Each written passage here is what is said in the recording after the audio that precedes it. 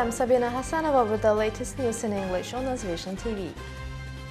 President of the Republic of Azerbaijan Ilham Aliyev has received the credentials of the newly appointed Ambassador Extraordinary and Plenipotentiary of Egypt to Azerbaijan, Adel Ibrahim Ahmed Ibrahim.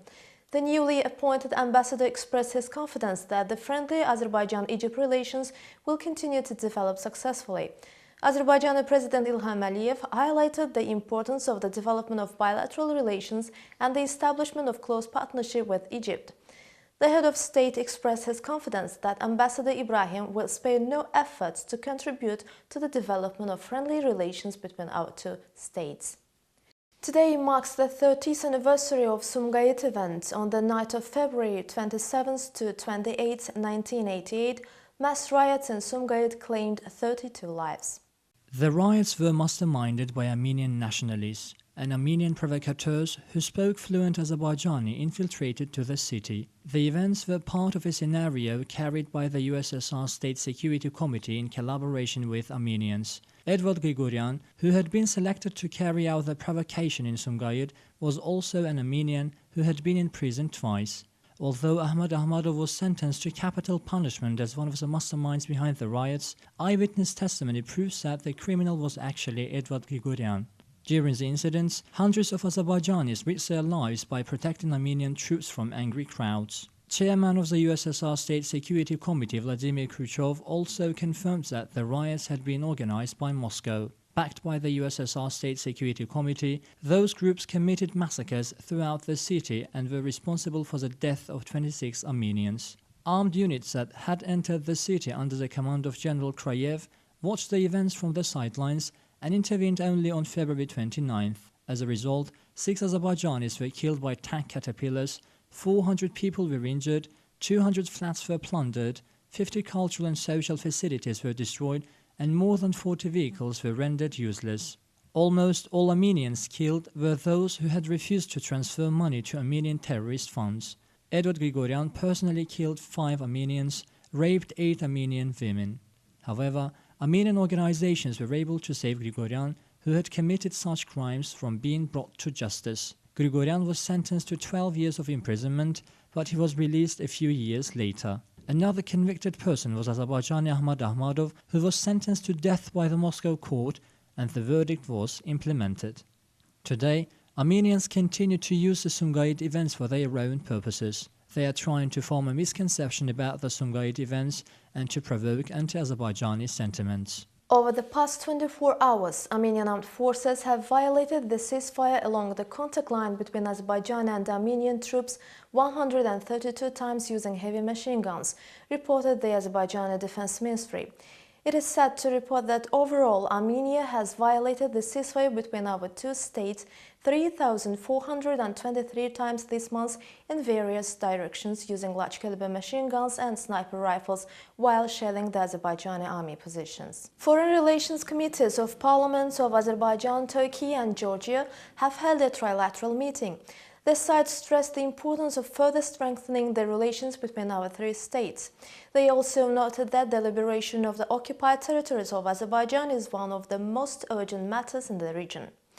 The parties also discussed a number of regional issues and exchanged views on the development of mutually beneficial relations of delegations in international organizations. The second Kabul Process Conference has kicked off in Afghanistan's capital, attended by officials from 25 countries. Azerbaijan is represented by Deputy Foreign Minister Araz Azimov. Kabul Process meeting is a gathering of 23 nations, the EU, UN and NATO, which intends to discuss security and political issues in the country. AzPromo, Azerbaijan Export and Investment Promotion Foundation and the South African Embassy in Azerbaijan have signed a Memorandum of Understanding. The document envisages the exchange of information on investment and trade opportunities between the two countries. The Central Election Commission has recompiled a single voter list in Azerbaijan. Natik Mammadov, Deputy Chairman of the CEC, says there are 5,192,042 people in Azerbaijan who have the right to vote. Kazakhstan's President Nursultan Nazarbayev signed a law which envisages the expansion of tax cooperation with Azerbaijan.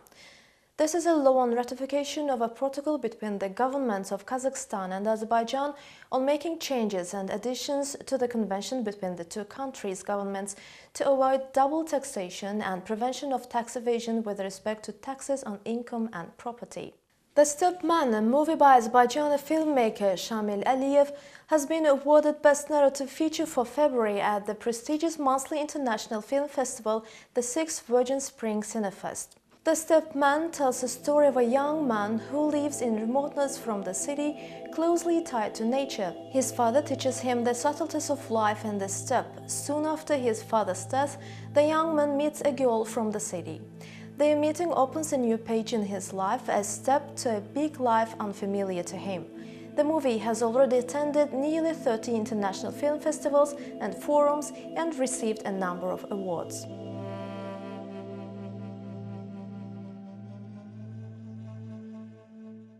Plunging overnight temperatures have triggered warnings of hazardous driving conditions for many commuters across Europe. The Siberian weather system sweeping the continent has already been linked to 24 deaths in the continent. At least 9 deaths have been reported in Poland, with 4 in France, 5 in Lithuania, 3 in the Czech Republic, 2 in Romania, and 1 homeless person in Italy. The weather proved especially dead for the elderly, as a woman in France was found outside the gate to her retirement home on Tuesday, while in Romania an 83-year-old woman was found covered in snow on a street. Dove the beast from east, the weather front has brought with it heavy snowfalls and ice, which have also caused major disruption to road and rail. In mountain areas, strong winds have produced dangerous snowdrifts. In Spain, a second cold front named Storm Emma has also brought chaos with snow alerts in at least 20 provinces. With forecasters warning of worse weather later this week, the authorities are urging people not to undertake unnecessary travel. A capsule carrying 2 US astronauts and a Russian cosmonaut from the International Space Station landed in Kazakhstan today after a 168-day mission. The Soyuz spacecraft brought back NASA's astronauts Joey Akaba and Mark van der Heij and Alexander Misurkin from Russian space agency Roscosmos. The trio had spent 5.5 months at the ISS that flies about 400 kilometers above Earth. They are to be replaced by NASA's 2 astronauts and another Roscosmos, whose spacecraft will blast off from the Baikonur Cosmodrome, also in Kazakhstan, on March 21st. That was all for today from AzVision TV. Our next update will be tomorrow. Till then, enjoy your day.